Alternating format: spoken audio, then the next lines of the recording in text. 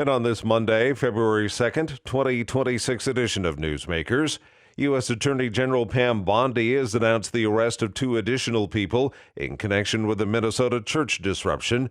More from Haya Pinjwani.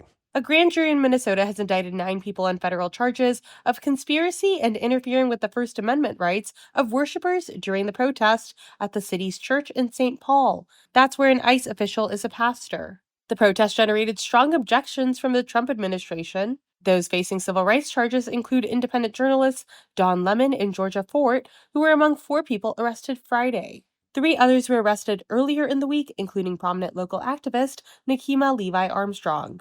I'm Haya Pinjwani. California Attorney General Rob Bonta has filed a lawsuit against a San Diego hospital for shutting down its gender-affirming care program for patients under 19.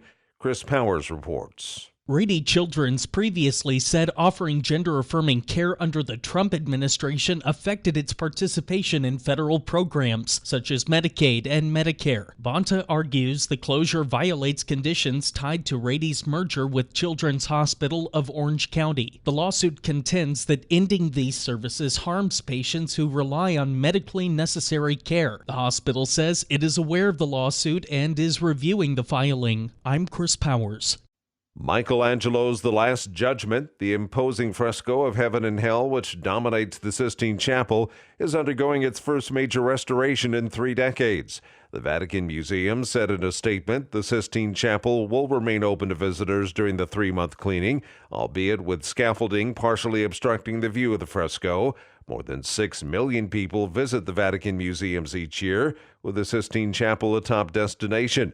With so many people in such a small place, the Vatican is constantly monitoring humidity and temperature levels in the chapel and taking proactive measures to protect it. The appearance in a Roman church of a cherub that bears a striking resemblance to Premier Giorgia Meloni has sparked a minor scandal for both church and state in Italy. The Diocese of Rome and the Italian Culture Ministry both announced investigations into the recent renovations at the Basilica of San Lorenzo in Lucina. That after photographs of the Meloni-esque cherub were published in Italian newspapers this weekend.